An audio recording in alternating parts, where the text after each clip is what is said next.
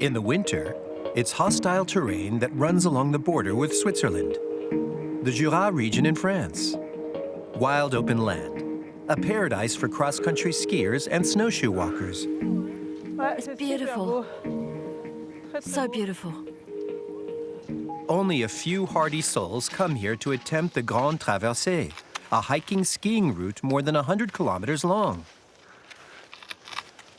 This is what I love about the Jura.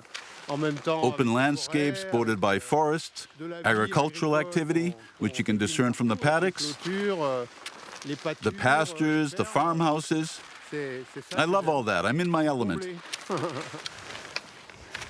The route allows skiers to discover places off the region's beaten track, like Mouthe, the coldest village in France.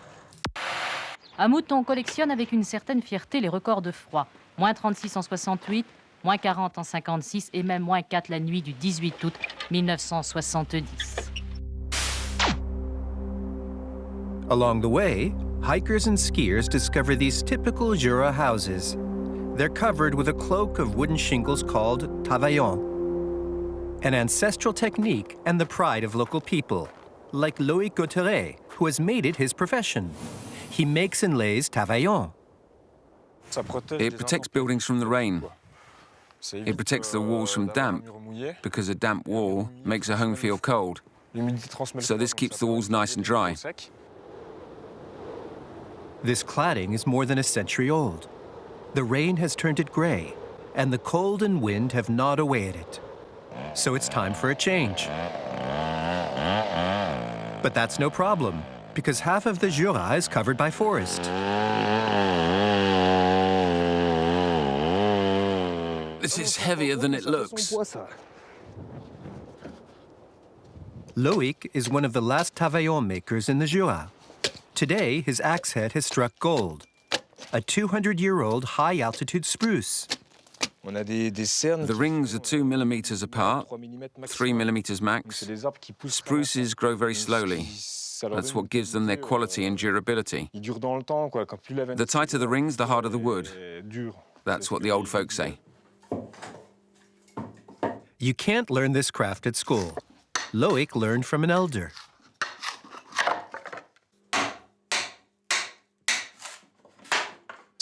What's great about this job is that in winter, I'm indoors making the tavaillon, and in summer, when the weather is fine, I'm outdoors laying what I made in winter.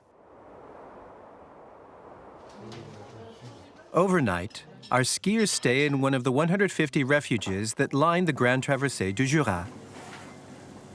A golden opportunity to taste some of the region's specialties. Here's the Mont d'Or. It's not exactly light, but attacking a steep massif isn't light either. So we need ballast to keep us going, to make sure the skis stick.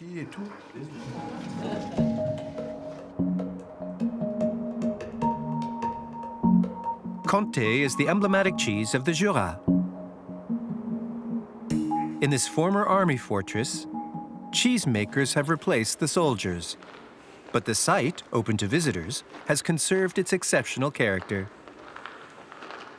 It was Napoleon's idea. He had it built for 3,500 men and 2,000 horses. And it had to be able to withstand a one-year siege. That's why there are dozens of kilometers of galleries and hundreds of storage vaults.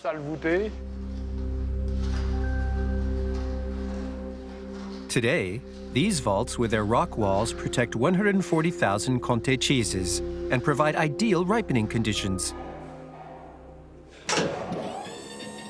All of them are given personal attention. First, the surfaces are salted.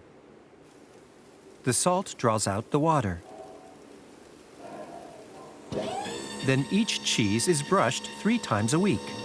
That's how the crust forms. Now they just need time for the flavors to develop. The master cheesemaker assesses them by ear. What are you checking for? I'm listening to what each cheese is telling me. If you're a good listener, a cheese tells you a lot of things. You can hear whether it's well set or not. This one's nice and firm. A real treat. A cheese with all its sweetness. Back outside, the weather's not at its best. For the skiers, it's one of the last descents of their holiday, so they're taking full advantage. But the Jura doesn't reveal all its secrets in winter.